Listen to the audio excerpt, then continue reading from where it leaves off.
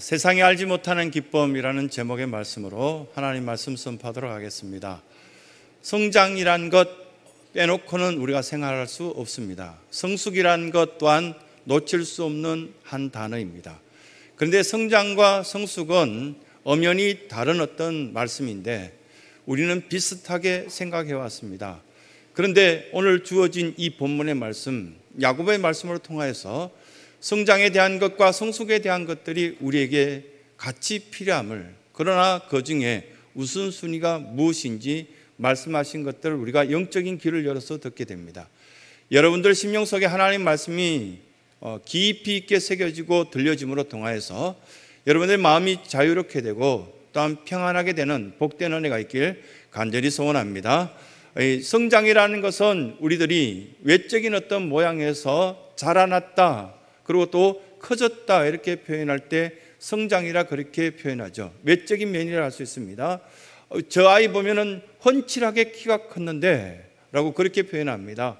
지난주에 보았더니 몇 달 동안 이렇게 엄마랑 같이 교회에 나오지 못했던 꼬맹이가 갑자기 이렇게 인사하는데 보니까 아가씨가 되었습니다. 쑥 자란 겁니다. 아이들 때는 1년에 한 10cm도 크지, 맞아. 그런데 야, 정말 잘 자랐다, 이렇게 말할 때 성장이라고 표현합니다.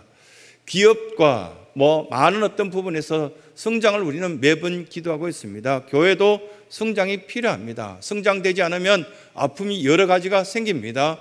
또한 일꾼이 부족해집니다. 다급해지는 여러 가지 모습들이 있습니다. 이건 외적인 모습입니다. 그런데 성경에서는 우리에게 뭐라고 말씀하신지 자세히 들여다보면 성장이 아니라 성숙이 거기에 더 큰 비중을 차지하고 있습니다. 성숙, 이것은 내면적인 모습이라 할 수 있겠습니다. 여러 가지로 아무리 생각해 봐도 우리에게 말씀하신 것은 성숙이었습니다. 인격적인 성숙, 또한 여러 가지 어떤 갖춰진 어떤 성숙, 지식적으로는 충족할 수 없는 성숙, 많은 어떤 지식을 알았는데 그 지식이 오히려 나를 망치는 경우가 허다하다는 것을 저희들이 발견합니다. 그것 몰랐으면 오히려 참 좋았을 뻔했다 라는 그런 어떤 것들이 많이 있지 않습니까? 신앙생활 할 때도 보면 몰라야 되는 것을 가장 먼저 알면 그 사람이 가장 먼저 쓰러집니다. 가장 먼저 그 사람이 시험 들고 가장 먼저 그 사람이 여러 가지 어려움을 겪는 것을 보게 됩니다. 차라리 몰랐으면 좋았을 뻔했다, 이건 지식입니다. 외적인 성장이겠죠. 그런데 많이 성장했는데 내면이 함께 따라 성숙하지 않으면 굉장히 참 불행한 어떤 삶을 산다는 것을 깨닫게 됩니다.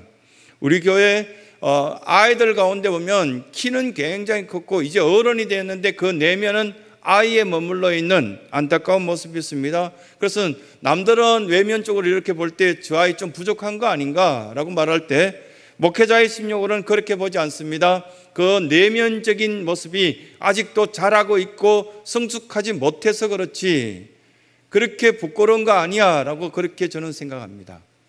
그런데 이걸 영적으로 볼 때 외적으로는 보면 많이 갖췄습니다. 물질도 갖추고 학벌도 갖추고, 그런데 성숙하지 못하여서 참 어떻게 보면 안 된 안타까운 어떤 인생을 살아가는 그런 모습들이 있습니다. 이런 사람들 보면 될 대로 되라는 그런 어떤 인생을 살아가는 세상적인 어떤 모습들이 있지 않겠습니까? 시련이 없다면 이런 어떤 모습들이 될 수밖에 없는 그런 모습들도 있습니다. 우리에게는 하나님께서는 적절하게 시련을 주십니다. 적절한 시련을 주시기 때문에 기도하고요, 적절한 기도 제목이 있기 때문에 갈급히 찾고요, 그리고 풍족하게 남아서 그냥 버리는 인생보다는 나누고 베풀고 좀 부족해서 뭘 먹어도 보면은 부족하기 때문에 너무 맛있다라고 표현할 때가 더 아름답다는 겁니다.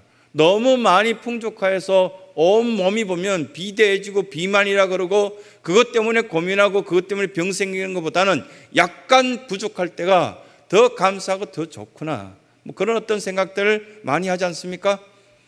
이것들이 바로 시련이구나 라는 야고보 장로님, 사실 이렇게 보면은 야고보 사도는 장로님이셨습니다. 그 장로님이셨는데 그 직분 감당하기 위해서, 교회를 지키기 위해서 너무 많은 고난을 당하다 보니 이 야고보 사도가 고백하는 그 한 구절 한 구절을 보면 뼈에까지 느껴질 정도로 참 좋은 말씀이 야고보서에 있다는 것을 느낄 때가 있습니다.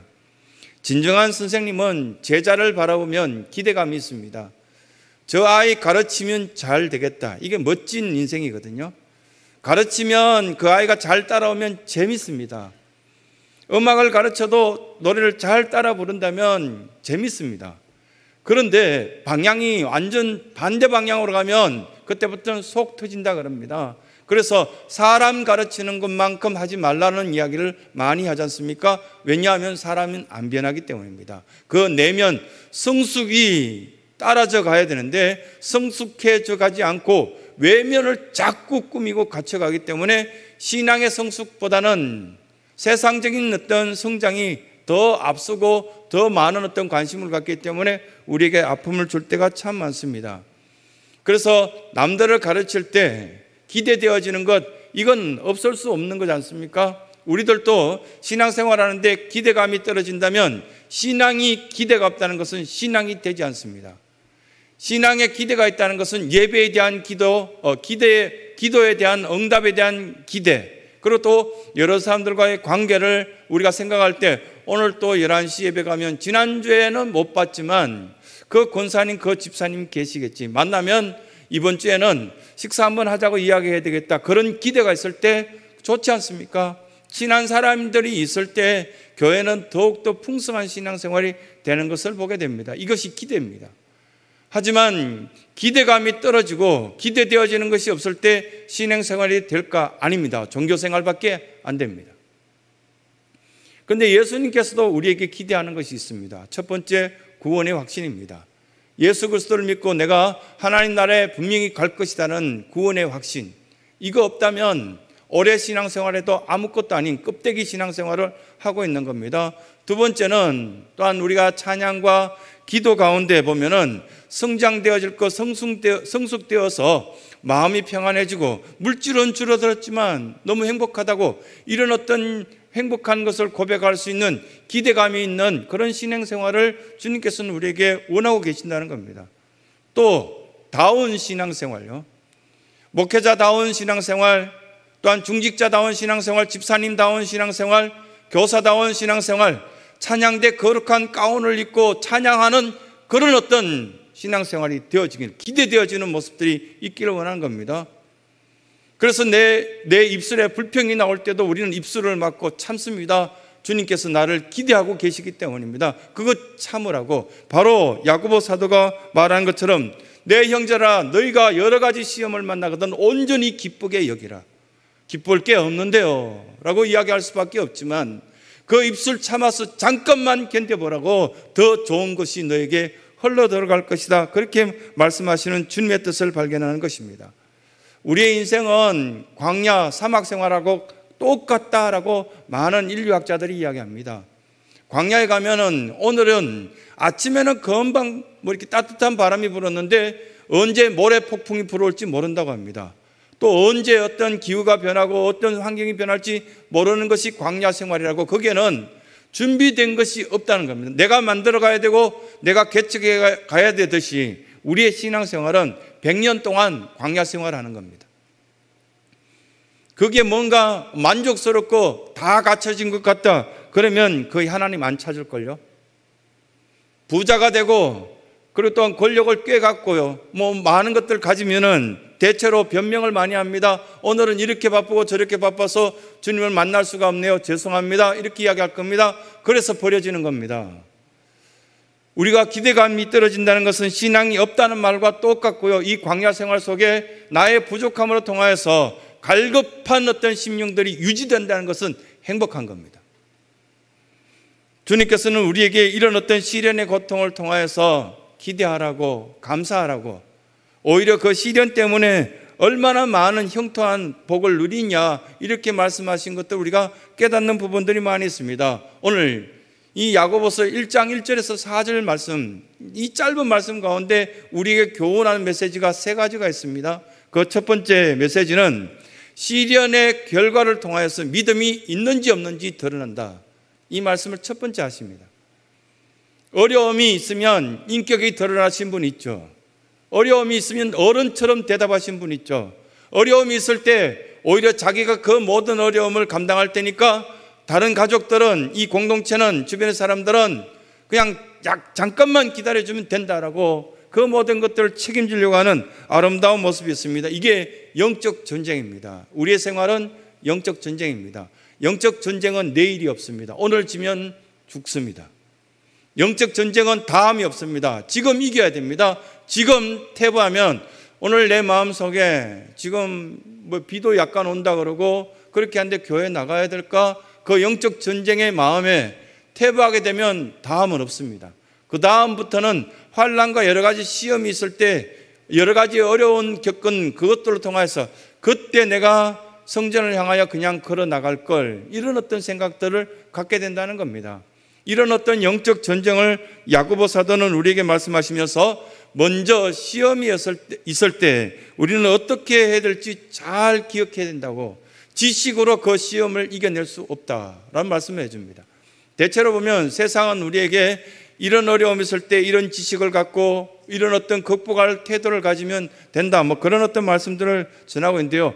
최근에 보면 TV 프로그램 중에 뭐 여자들 연예인 몇 분이 나와서 이런 어떤 물이 없는 데서 물을 만들어내고 뭐 어떻게 밥을 하고 그런 어떤 모습들을 보여주는데, 그 막상 자기에게 주어지면 그 지식은 그렇게 도움 안 됩니다. 경험이 우리에게 오히려 도움이 됩니다. 시골에서 자란 분들이 부엌에 이렇게 들어가서 나무에 불 붙이는 것 몇 분 내로 해냅니다.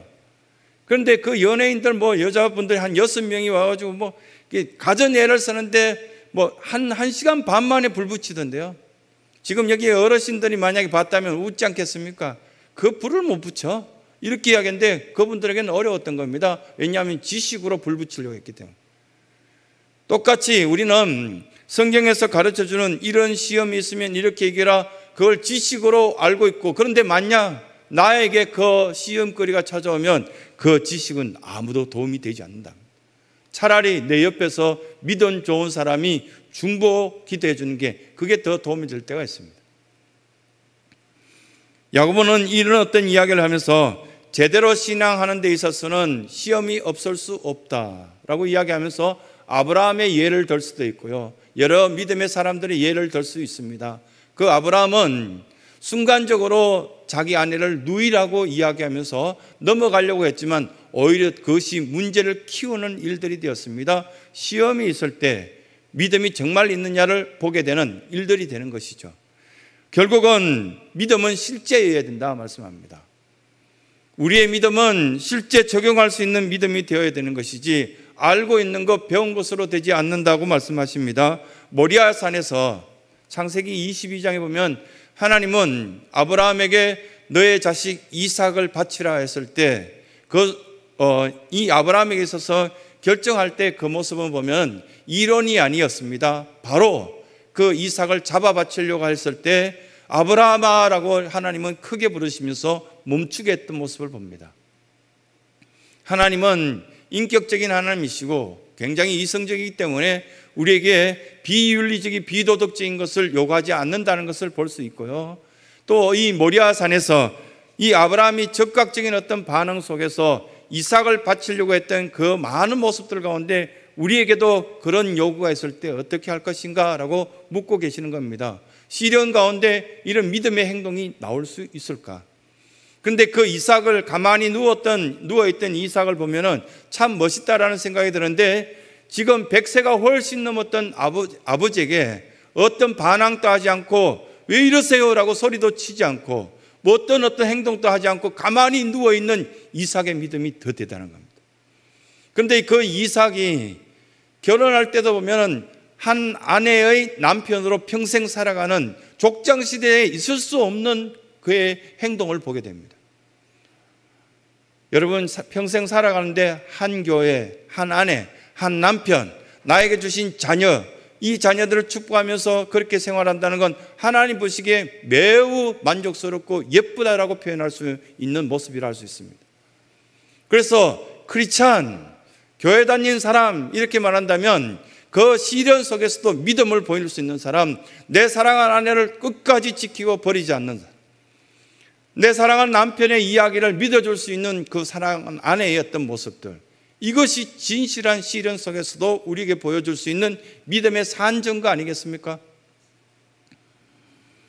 이 이삭의 모습은 마치 야고보 사도가 여러 사람들 앞에서 이야기하고 있는 것처럼 시험을 통해서 그 사람의 믿음을 볼 수 있습니다. 그 믿음의 결국은 그 사람이 달콤하게 먹게 된다는 열매에 대해서 이야기하고 있는 본문의 말씀을 보게 됩니다. 야고보 사도는 굉장히 어려웠습니다. 예수님의 동생으로 살았기 때문에 사람들이 비교했을 것이고요, 예수님의 동생으로 살았기 때문에 그의 믿음이 없다라는 이야기를 수많은 사람들에게 평가를 받았을 겁니다. 그런데 어느 순간 고난과 어려움이 있으면서도 잘 견뎌내었더니 많은 사람들이 이 야고보 장로님을 칭찬하기 시작했습니다. 어떻게 그 고난을 견뎌냈을까? 예루살렘 교회 속에서 중추적인 역할을 감당했던 야고보 장로님, 이 신약을 전체를 신학교에서 공부할 때 마음에 문득 새 분류가 있다는 것을 알게 되었습니다. 신학적으로 정확하게 밝혀진 건 아니고요, 이렇게 생각해 보았을 때 가장 보수적이고 그렇다면 모든 어떤 기준을 삼고자 애썼던 그룹이 있다면 야고보 계열입니다. 이 야고보 계열은 지금으로 치면 꼰대 계열입니다. 굉장히 보수적인 신앙을 갖고 성전을 성전답게 지키고자 모든 규정과 규칙을 지키려고 애썼던 그룹이 야고보 계열입니다. 그러다 보니까 야고보 계열이 남긴 글이나 야고보의 어떤 제자들이나 야고보파에 속했던 사람들이 거의 찾을 수가 없어요. 어느 시대든지 가장 보수적인 사람들은 가장 인기가 없습니다. 어느 나라에든지 비슷합니다. 그러나 그 중간 계열의 사람들의 이야기는 가장 많이 나옵니다. 베드로 계열의 사람들입니다. 이 중간 계열 베드로 주변의 사람들은 보면은 평가된 이야기나 좌로 치우쳐졌다, 우로 치우쳐졌다, 회색 분자처럼 그렇게 이야기합니다. 우리 교단을, 통합적 교단을 회색 분자 계열이라 그렇게 이야기합니다. 그렇게 이야기하는 사람은 비아냥거리는 이야기지만 모든 사람들을 포용하기 때문에 마치 회색 분자처럼 보여주는 겁니다. 베드로는 이래도 좋다 그러고요, 저래도 좋다 그러고요, 사도 바울도 좋고 야고보도 좋고요, 베드로는 다 좋아했던 사람입니다. 그러다 보니까 베드로를 굉장히 싫어하는 투로 이야기한 사람도 있었습니다. 이 중간 계열, 가장 진보적인 계열은 사도 바울의 계열입니다. 이 사도 바울의 계열은 마치 누가 보면 영주지자처럼 보이고 너무 이론이 보면은 앞서가고요, 그때 자유를 주장하고, 사도 바울이 보면은 자기가 편지 쓴 글들을 여러분들이 이렇게 쭉 보시면 갈라디아서나 이런 내용들을 보면 우리를 굉장히 자유케 하는 이야기들을 굉장히 많이 하면서 자유하라고, 거기 매이지 말라고 이렇게 이야기하는 시대적인 어떤 정신으로 앞서갔던 모습을 볼 수 있습니다. 그런데 누가 가장 많이 남아있는가? 바울 계열요, 진보적인 계열. 그래서 지금 젊은이들이 많이 인기가 있는 것이 진보 계열이죠. 성경에도 그런 어떤 흔적들을 봅니다. 그러다 보니까 보수적인 계열들은 굉장히 고난과 아픔과 어려움들이 많았습니다. 그런데 이 야고보 사도가 이야기한 시련의 결과는 반드시 믿음으로 드러나게 되어 있다고. 두 번째, 시련에 대한 태도를 보면 기뻐할 수 있다, 이런 어떤 말씀들을 두 번째 해주고 있습니다. 시련에 대한 태도를 바꾸면 반드시 기뻐할 수 있습니다. 여러 어떤 사람들과 함께 지내면서 여러 분류가 나오지 않습니까? 그 가장 많이 볼 수 있는 어떤 분류 중에 하나가 회피형입니다. 그냥 피했으면 좋겠다. 저는 군 생활 피했으면 좋겠던데요, 군에 안 갔으면 좋겠다. 그래서 첫 번째 이렇게 훈련소에 들어가서 막 훈련 받다가 이렇게 아침에 구보시키지 않습니까? 구보할 때 보면은 아들 낳지 말자, 군대 가지 않도록, 이런 어떤 구호를 제가 불렀던 기억나요. 너무너무 힘들었습니다. 제가 훈련 받던 논산 27년 대는 특수병과라서 좀 훈련 강도가 약간 더 세다라는 이야기 있었지만 이렇게 다른 연대 가보지를 않았으니까 알지 못했죠. 그래서 회피하고 싶었습니다. 또 회피하고 싶은 것이 공부하는 거예요. 공부가 그렇게 싫더라고요. 여러분 공부 좋아하십니까? 공부 좋아하면 이렇게 심리학적으로는 비정상이랍니다. 저는 그 이론을 보고 역시 심리학이 좋아, 이렇게 이해했습니다. 공부 다 애들 또 회피하고 싶어 합니다. 군대 가는 거 회피하고 싶어 합니다. 그런데 신앙생활 속에 계속 회피하게 되면 이 시련의 연단을 받지 못하면 좋은 결과가 없다고 합니다. 그 예를 하나 들자면은, 최근에 보면 1년 동안 올림픽이 연기되었지 않습니까? 올림픽 선수촌에 이렇게 열심히 운동하고 있는 그 젊은이들 가운데 우리 교회 가까이 이렇게 같이 섬기는 친구 목사님들이 하는데 자기 교회 청년 중에 하나가 올림픽 선수촌에 선수로 있는데 1년 동안 연기되었더니 죽을 맛이라고요. 1년 동안 더 몸에 살찌지 않기 위해서 노력해야 되고 1년 동안 더 고생해야 된다는 그 생각하니까 그 젊은이들이 교회 와서 잠시 쉬는 날 교회 와가지고 목사님 미치겠다고 1년을 어떻게 또 참느냐고 이렇게 이야기하더랍니다. 4년 동안 준비했는데 1년을 더 견디라니까 너무너무 힘들다는 이야기 하더랍니다. 그래서 시련이 우리에게 주어졌을 때 그것을 감당하고 받아들여야 되는 것이 회피한다고 해서 넘어가거나 사라지거나 그렇게 되지 않는다는 겁니다. 고3 수험생들에게요, 지금 보면은 다른 해보다는 시험 치는 날이 며칠 뒤로 미뤘거든요. 며칠 전에 우리 교회에 있는 고3 수험생 보고 길 가다가 만나서 야, 미뤄졌으니 좋겠다. 너무 힘들대요. 차라리 그 날이 딱 쳤으면 좋았는데 너무 힘들다는 이야기를 하면서 어떻게 해야 될지 모르겠다라고 이야기하면서 집에 가는 모습을 봤습니다. 시련이 있을 때 그것을 감당하고 넘어가야 되는 것이지 회피해서는 되지 않는구나 라는 생각을 첫 번째 가졌습니다. 또 한 가지는 원망형이 있지 않습니까? 아빠 원망하고 친구 원망하고 환경 원망하고 계속 원망하던 그런 원망만 하는 인생들을 주로 봅니다. 자식들이 보면은 첫째, 둘째, 셋째 있으면은 계속 원망하는 어떤 자식이 있어요. 언니 때문이야, 뭐 동생 때문이야, 뭐 그렇게 계속 이야기하는 그 인생이 만약에 원망하다 끝나면 너무 질이 나쁜 인생만 살다 끝나는 거 아니겠습니까? 이왕 이 교회에 나왔으면 우리가 어려움이 있으면 하나님께 구하고 찾고 두드리면서 원망할 것이 아니라 열매를 먹어보고 기쁘다고 즐겁다고 그렇게 표현되어야 되지 않겠습니까? 끝없이 원망하는 이스라엘 백성들이 그 광야 생활이 어땠는지 우리는 잘 알고 있습니다. 그럼에도 불구하고 우리는 내 입술에서 원망이 어느 순간 툭 튀어나올 때 그 결과가 나쁘다는 것을 이 말씀 가운데 교훈해 주고 있습니다. 또 한 가지 나쁜 어떤 모습들이 있다면 비관형. 안 될 거야. 해도 안 될 거야. 거기에는 기쁨이 없습니다. 그러나 마지막 형태 한 가지가 있습니다. 소망형이라 할 수 있는 낙관형이 있습니다. 심리학적으로 표현한다면 낙관형이라고 할 수 있겠지만 우리 교회에서 설 수 있는 단어로 표현한다면 소망형입니다. 소망이 있다는 거. 지금 바닥인데 더 내려갈 게 어디 있어? 이렇게 표현하고요. 지금 이 코로나 사태로 통하여서 하나님은 쭉정이와 알곡을 구별했지 않느냐고, 더 힘내면은 이제 다 알곡되지 않느냐고 이렇게 소망으로 표현하자는 겁니다. 그래서 이 성경 말씀에 보면은 뭘 해도 보이지 않는다고 이야기할 것이 아니라 보는 것처럼 비전을 갖고 고백하고 그렇게 믿음 생활하면 좋겠다 이렇게 표현합니다. 온전히 기쁘게 여기라. 여기에 온전하다는 것은 영어로 퍼펙트가 아닙니다. 온전한 사람, 100% 완벽한 사람이 이 성전 안에 누가 있습니까? 아무도 없습니다. 뒤져내면은 다 부족한 게 있을걸요. 부끄러운 면이 있고요, 약한 부분이 있을 겁니다. 하나님께서는 덮어주셔서 우리가 이렇게 생활하는 겁니다. 그런데 하나님께서는 이 온전하다는 말을 쓰는 것은 어떤 경우에든지, 여러분 갖고 있는 영어 성경의 NIV를 보면은 어떤 경우에라든지라는 단어가 그게 나올 겁니다. 어떤 경우에든지 수많은 일들이 있다 할지라도 하나님이 내 아빠인데 나는 살아남을 거야. 어떤지 이겨낼 거야. 만약에 이 길을 막는다면 다른 길을 열어두셨을 거야. 이것이 온전하게 기쁘게 여기라, 온전하다는 단어 뜻이라는 사실입니다. 건강을 잃으면서 하나님을 만나신 분들이 이 성전 안에 우리 교인들이 꽤 있습니다. 너무너무 아파서 하나님 앞에 찾아왔더니 고쳐주셨다. 많이 있더라고요. 저를 포함해서 많은 성도가 있지 않습니까? 물질을 다 잃어버리고 신앙을 회복하신 분들도 있습니다. 잃어버리기 전에 만났으면 더 좋았지 않겠냐? 그건 하나님의 뜻입니다. 뭔가를 내려놓아야만 하나님을 볼 수 있고 하나님 만날 수 있으니까 그것들이 그렇게 된 것 같다라는 생각이 들 때가 있습니다. 시련이 왔을 때 태도를 바꿔보십시오. 그러면 기뻐할 일들이 훨씬 더 많다라고 두 번째 교훈하십니다.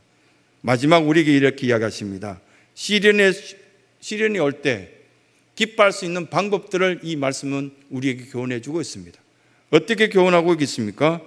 하나님을 멀어질 수도 있고요. 시련이 오면 다시금 내가 교회를 찾나 봐. 이런 사람들 얼마나 많습니까? 중직자 선거 한 번만 끝나도 여러 사람이 그렇게 떠나가는데요. 거의 믿음이 없었다는 것 다 드러납니다. 코로나 바이러스가 터지자 바이러스는 나에게 근접도 안 했는데 이미 그 바이러스란 이름이 듣자마자 문 닫고 모든 마음 닫고 다 닫아버린 사람들이 얼마나 많이 있습니까?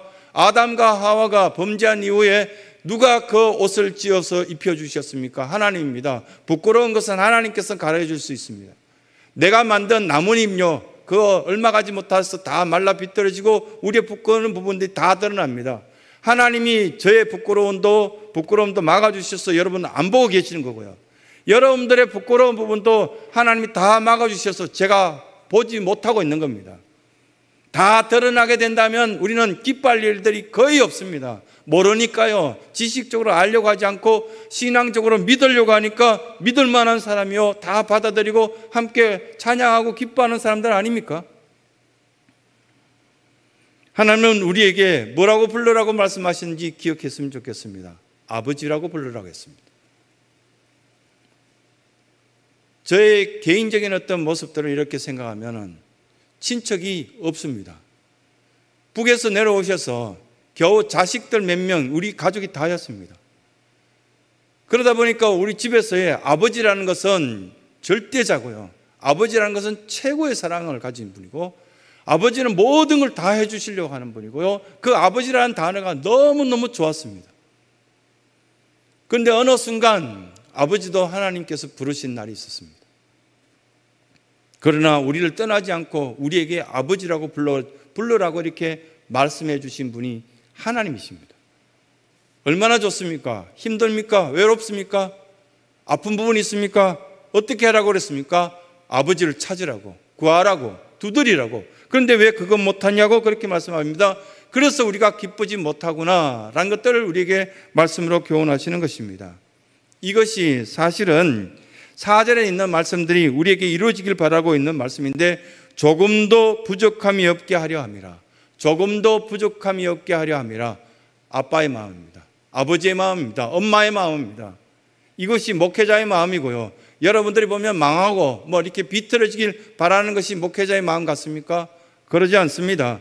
한 번 정도 이렇게 보면 질책하여서 바른 길을 세우고 싶은 마음 들 때 참 많습니다. 그것이 하나님의 마음입니다. 그 길로 계속 가면 그 먹던 술 끊지 않으면 건강이 나쁘니까요. 하지 말라는 겁니다. 그런데 왜 우리는 거절하고 방황하고 쓸데없는 어떤 시간들을 보내고 원망하는 시간들 속에 잘난 척 그렇게 이야기하지만 잘난 거 아니지 않습니까? 또 여기서 말씀하시기를 인내를 온전히 이루라. 이 말씀 여러분 영어 성경으로 보십시오. 어떤 표현입니까? 인내를 온전히 이루라는 것은 중도에 포기하지 말고 끝까지 가보라 그 말입니다. 한번 끝까지 가봅시다. 이왕이면 산을 올랐다면 정상까지 가보는 겁니다. 정상에 가서 야호하고 내려와야 그래도 산에 갔다 소리 하는 거 아닙니까? 신앙생활에서 내가 이 성전에 올랐다면 내가 하나님을 만났더니 치료해 주셨고 고쳐주셨더라. 나에게 복이 있는 사람으로 하나님 세우셨더라. 그런 고백 정도는 할 수 있어야 된다. 그렇게 말씀하시는 겁니다. 이 신약 성경 가운데 가장 보면은 어렵고 힘들게 생활했던 인물 중에 한 명이 야고보였습니다. 그래서 이 야고보 장로님이 이야기할 때 주변의 사람들이 숙연하게 그것을 받아들였습니다. 저렇게 고난당하고 시련당하고 어려우면서도 다른 사람들에게 너희들이 여러 가지 시험을 당하거든 온전히 기쁘게 여기라. 이는 너희의 시련이 인내를 만들어내는 줄 너희가 알미라. 이렇게 말씀하시는 주님의 뜻이 여러분들에게 전달되어서 여러분들 심령 속에 살아있는 말씀이 또 한 주를 행복하게 만들 수 있는 복된 은혜가 있길 간절히 소원합니다. 시련이 있다 할지라도 낙심하지 맙시다. 기도하며 나갑시다. 찬양하며 나갑시다. 또한 우리에게 세상이 얻지 못한 그 기쁨을 하나님께서 주실 줄 믿고 고백하며 나아갈 수 있는 신성의 모든 성도들이 되시길 간절히 소원합니다.